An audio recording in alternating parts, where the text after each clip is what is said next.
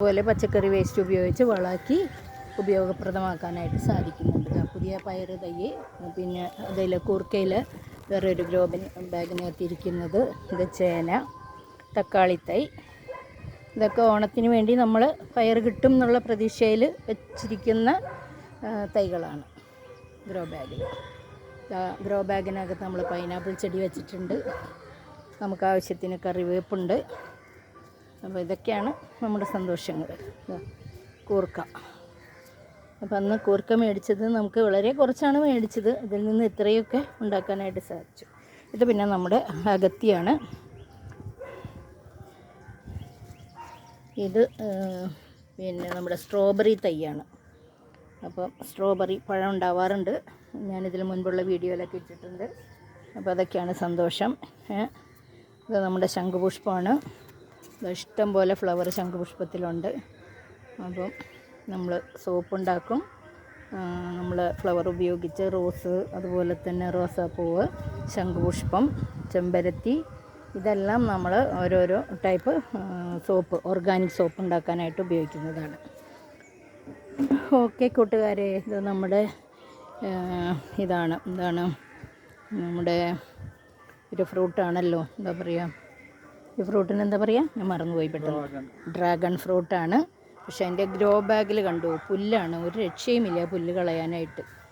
കൈ കൊണ്ട് ചെല്ലുമ്പോഴേ അതിൻ്റെ മുള്ള് നമ്മളെ കുത്തും. പക്ഷെ എന്നാലും അത് ഇത്രയും പടർന്ന് നിൽക്കുകയാണ്. ചെറിയ വളമൊക്കെ കൊടുക്കുന്നുണ്ട്. അപ്പം ഫ്രൂട്ട് കിട്ടുമായിരിക്കും.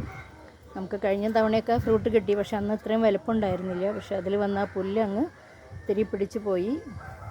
അത് കളഞ്ഞ് വേറൊരു ഗ്രോ ബാഗിലേക്ക് മാറ്റിയാൽ ഒരുപക്ഷെ നമുക്ക് കുറച്ചും കൂടെ നന്നായിട്ടിത് ഇതിൻ്റെ ഫ്രൂട്ടൊക്കെ വരും.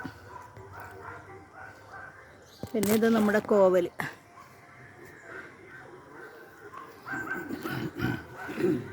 അപ്പോൾ അതൊക്കെയാണ് സന്തോഷം. ഇതാ വേറൊരു പിന്നെ ചട്ടിയിലിരിക്കുന്ന നമ്മുടെ കറിവേപ്പാണ്. ഇത് മറ്റൊരു കത്തിരിക്ക തൈയാണ്. ഇത് വേറൊരു കൂർക്കയാണ്. ഇതൊരു ചേമ്പ്. ഈ ചേമ്പിൻ്റെ പ്രത്യേകത, ഇതിൻ്റെ ഇലയൊക്കെ നമുക്ക് തോരനായിട്ട് വെച്ച് കഴിക്കാനായിട്ട് സാധിക്കുന്ന ഒരു ടൈപ്പ് ചേമ്പാണ്. നമ്മുടെ ഒരു ഫാമിലി ഫ്രണ്ട് തന്നതാണ്. ഈ ചേമ്പിന് എന്ത് പേര് പറയുന്നത് എനിക്ക് ഓർമ്മയില്ല. അവർ പറഞ്ഞായിരുന്നു അന്ന്. അപ്പോൾ ഇതൊക്കെയാണ് നമ്മുടെ സന്തോഷങ്ങൾ.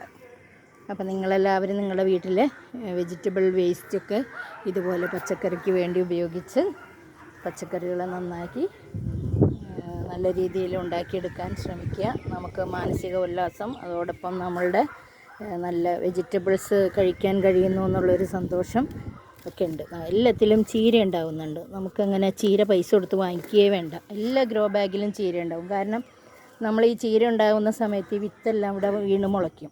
അപ്പോൾ നമ്മൾ ഈ ഗ്രോ ബാഗിലേക്ക് മണ്ണ് നിറയ്ക്കുമ്പോൾ അതിനകത്ത് ചീര വിത്തും കൂടി ഉണ്ടാവും.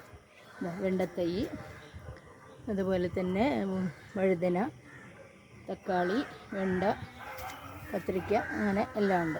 പിന്നെ അതുകൂടാതെ ഇത് വലിയൊരു ഗ്രോ ബാഗിനകത്താണ് വെച്ചിരിക്കുന്നത്. നമ്മുടെ പിന്നെ ഇതൊരു ഫ്രൂട്ടാണ്.